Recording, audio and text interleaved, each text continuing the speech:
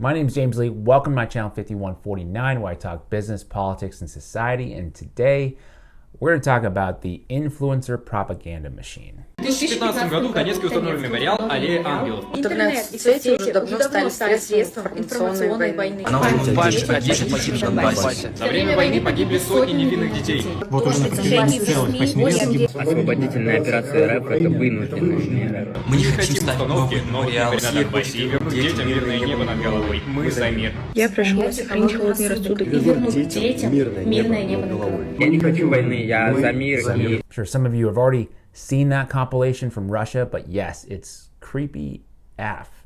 An investigation by Vice News has uncovered a coordinated campaign to pay Russian TikTok influencers to post videos pushing pro-Kremlin narratives about the war in Ukraine. Numerous campaigns have been coordinated in a secret Telegram channel that directs these influencers on what to say, where to capture videos, what hashtags to use, and when exactly to post the video. So it appears that the Russian government launched a coordinated campaign paying, or maybe you can call it bribing, Russian TikTok influencers to post videos propagating pro-Kremlin narratives. And that, of course, is maybe to be expected from a country like Russia. So what's been the mainstream reaction to this?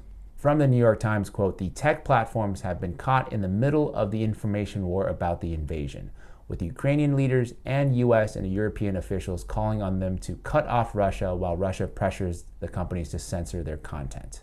It really is a tricky situation, and given how things have been trending, I'm not at all surprised that the US government, in conjunction with mainstream media, have come out in unison to denounce such propaganda efforts and to pressure big tech to block Russia from accessing their platforms. TikTok said Russian users of its popular social media app would no longer be able to post new videos or live streams, and they also wouldn't be able to see videos shared from elsewhere in the world. For reference, this was back in March of this year. You guys know how I feel about misinformation. It definitely exists, but it could come from anywhere, including so-called authoritative sources. So I don't think it should be up to the government or big tech or any single institution to arbitrate the truth. But I think it's legitimate to entertain the idea, the premise that it's bad or even dangerous for a government to have the ability to infiltrate and hijack the accounts of social media influencers with large followings to spread state-sponsored propaganda, and that this is something of concern and maybe it should be stopped, right?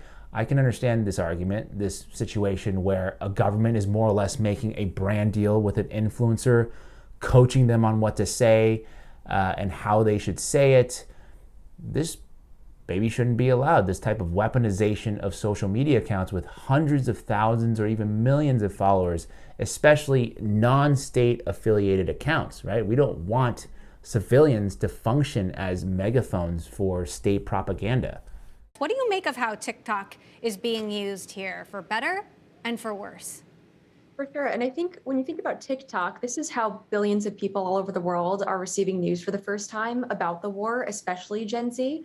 On the positive side, right, it can be used for good. Even just yesterday, the White House brought 30 top TikTokers together to just arm them with the right information about what is happening, how the US is thinking about politics, and what they should be talking about on their platforms.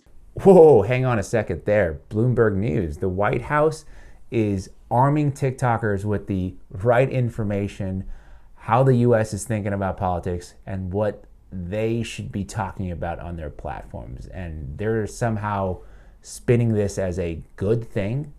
From the Washington Post, the White House has been closely watching TikTok's rise as a dominant news source, leading to its decision to approach a select group of the platform's most influential names.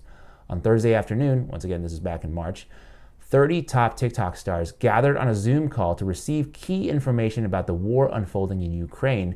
Within hours of the briefing's conclusion, the influencers began blasting out messages to their millions of followers. Is this not what they were just criticizing the Russian government about, their use of TikTok influencers to peddle state-sanctioned propaganda? Angie Speaks, co-host of the Low Society podcast, writes, quote, "In its continued attempt to help Ukraine fight against a Russian invasion, White House officials and National Security Council staffers gathered 30 influential TikTok stars on a Zoom call to receive guidance and information about the unfolding war in Ukraine and the rising cost of energy. The results of the briefing, a humorously uniform bevy of tweets and videos, reveal how slippery the slope is between fighting misinformation, civic duty, and just spreading propaganda. Once again, I'm not at all against fighting misinformation, but I do think we have to be honest about where misinformation can come from, right?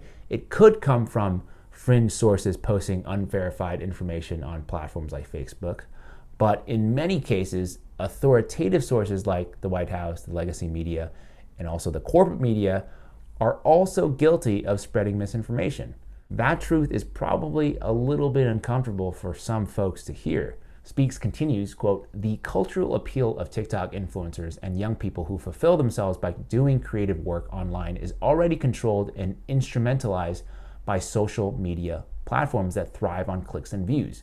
It's even more alarming to witness government powers using similar methods to engineer consensus by tapping into this influence to generate propaganda. The Biden administration's clandestine relationship with big tech allows these state-sanctioned messages easy access to public consciousness while forcing dissenting perspectives away from the mainstream arena." Now, I don't want to conflate what the White House is doing in America with what the Russians did with their influencers being forced by Putin's government to read off the same hymn sheet like robots, kind of in the same way the Sinclair broadcast group forced hundreds of their local news affiliate anchors to read off the same script. Hi, I'm Fox San Antonio's Jessica Headley. And I'm Ryan Wolf. Our greatest responsibility is to serve our Treasure Valley communities, the El Paso, Las Cruces communities, Eastern Iowa communities, Mid-Michigan communities. sharing of biased and false news has become all too common on social media. More alarming, some media outlets publish things simply aren't true without checking facts first. Unfortunately, some members of the media use their platforms to push their own personal bias and agenda to control exactly what people think. And this is extremely dangerous to our democracy. This is not that, but it is the White House's attempt to leverage the power of social media by paying content creators to parrot narratives that align with their interests while at the same time squashing dissenting viewpoints. From Newsweek, quote, "This is not the first time the Biden White House has deployed social media influencers to promote its agenda. Officials did something similar at the height of the COVID-19 pandemic when the White House authorized $1,000 cash payments to influencers on TikTok as part of a campaign to encourage higher vaccination rates among young people. The goal is to create a quote-unquote influencer army."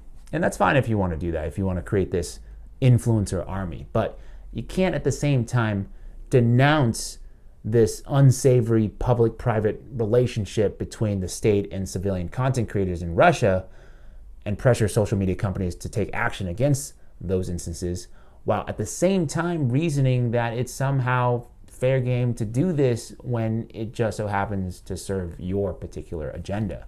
Now, I want to be careful here. I'm not saying that the official narrative is always wrong, but what I am saying is to be mindful that state interests and the interests of citizens oftentimes do not align, and that's why we oftentimes will search outside of mainstream news to get information and to educate ourselves. So the caution here is that in some instances, you might think that you're getting information that's independent from a person you like, from a content creator you enjoy, only for them to be functioning as an extension of the state and parroting talking points endorsed by the state. And that to me is every bit as dangerous to democracy as what the mainstream media deems to be or not be misinformation. And those are my thoughts for the week. Thank you so much for listening. I'm extremely curious to hear what you think about governments liaising with content creators about key talking points and big issues. Let me know what your thoughts are in the comment section below. What other topics would you like for me to explore? If you enjoyed this video and want to support my work, please click on that like button, share this video, consider subscribing and clicking on that notification bell icon so you can be the first to watch each week. And as always, thank you so much for your time, and I'll see you next week.